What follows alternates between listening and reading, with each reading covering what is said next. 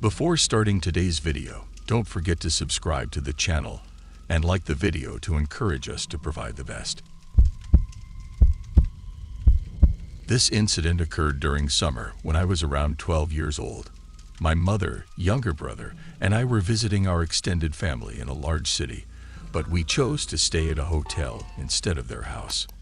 As my brother was younger than me, my mother asked me to keep an eye on him while she checked us in and got our room key.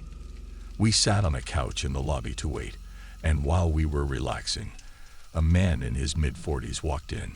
He sat on the couch opposite ours, and I noticed that he hadn't gone to the counter first. Although he appeared to be average-looking, I couldn't help but feel uneasy and wondered if he had followed us. Fortunately, my mother called us over and informed us that our room was ready, and we left the lobby. Later that day, we forgot about the man and went to meet our family. When we returned to the hotel at 7 p.m., my mother allowed us to go swimming in the hotel pool. After changing into our swimsuits, we headed to the pool. A few minutes later, the same man from earlier walked in, wearing jeans and a sweater, indicating that he wasn't there to swim. We didn't think much of it, but my mom seemed visibly worried. She pointed him out to me and instructed that if he didn't leave within 5 minutes, we needed to go back to our rooms. 5 minutes passed, and he was still there, so we gathered our things and left. By then, it was almost 8, and we had rented a movie to watch before bed. My mom seemed on edge because the man was still watching us. Halfway through the movie, my mom went to take a shower. While she was in there, someone knocked on the door, claiming to be housekeeping in a high-pitched voice. I answered the door, thinking we needed another towel, but it was the creepy man. He gave me a smile and a little wave, leaving me motionless with fear. My mind immediately went to the worst-case scenario, like kidnapping or torture. Then I heard the shower turn off, and he spoke, asking how our swim was. Suddenly, my mom burst out of the bathroom, saw the man at the door, pulled me back, and slammed the door. She locked it and called the front desk to report the man. I urged her to call the police, but she didn't listen. She requested that we switch rooms, and we heard footsteps stomping away from our room. Thankfully, the man had left, and we didn't see him again during our stay. Some time ago, I stayed in a luxurious hotel located in a secure area of a major Midwestern city. Although my parents were staying a few doors down from me, I had a room all to myself. On the first night, everything seemed fine. I watched a movie on pay-per-view and indulged in some snacks from the bar. However, the next morning, while having breakfast in the hotel restaurant, I noticed a man in his 60s staring at me for an uncomfortably long time. As a young and attractive female, I was used to getting occasional unwanted attention, so I ignored it at the time. The following night, my parents allowed me to meet up with a friend who lived in the area. We had dinner and drinks at the hotel bar. To my dismay, the same man from the previous day was also there. This time, his staring became more obvious and unsettling. My friend and I left the bar quickly, and as I waited for the elevator, the man appeared again.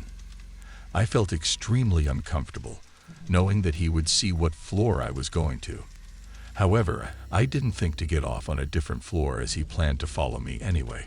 It was a disturbing experience.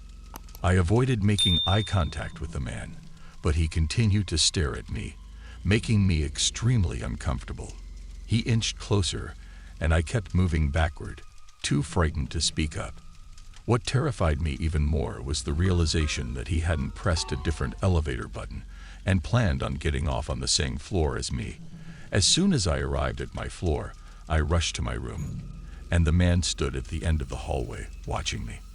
I waited for 15 minutes before telling my parents what had happened, and they immediately informed the hotel staff. However, there was no sign of the man, and it was late, so I just locked my door and tried to sleep. I was almost asleep when I heard a knock at my door. I didn't open it, of course, but turned on the light and realized it was the same man. I was on the verge of tears, but the knocking continued harder and harder, so I shouted and asked who it was. The voice that replied was disturbingly high-pitched and growly, almost giggly, claiming to be hotel staff. I was terrified, but a peek through the peephole confirmed that it was indeed the same creepy old man. I locked myself in the bathroom and called my dad, who answered immediately. Through tears, I told him what was happening. He quickly sprang into action and went to my room, finding the old man in just a robe, masturbating. It was evident what he was planning, and it still haunts me, causing severe PTSD. My dad punched the man in the face and made sure he didn't move while my mom called hotel security. We pressed charges, and the man is now in prison on charges of assault with intent to force himself upon me. I recently relocated to a new town and have been on the lookout for a job. During my search, I dropped by a Shoreline Hotel to inquire about any available desk positions. The interior was vacant, dimly lit, and had a stale odor. The gentleman behind the counter had a thick accent, making it difficult for me to comprehend him. The atmosphere of the whole place gave me an uneasy feeling, but I stayed long enough to complete the application and submit it as quickly as possible. However, I felt uncomfortable because the man kept staring at me and muttered something under his breath when I handed in the application. Despite leaving my contact information on the application, I decided not to accept a job offer from them due to the oddness of the situation. Later that night, while watching the Olympics in my living room around 10 p.m., I went to my bedroom to retrieve my phone from the charger and discovered a missed call from a few minutes ago. I found it strange that someone would be calling me at such a late hour, but out of curiosity, I redialed the number. A woman with a thick accent answered and demanded to know who was calling. I politely informed her that I had missed a call from her number. Suddenly, she started shouting my name, Samantha, at the top of her lungs and hung up. It was unnerving to hear someone I didn't know using my name and acting erratically, but I assumed it was a wrong number dialed by a stranger. However, my phone started ringing again as soon as I sat back down in the living room, which was very unsettling. The man from the hotel called, yelling my name repeatedly and screaming at the top of his lungs.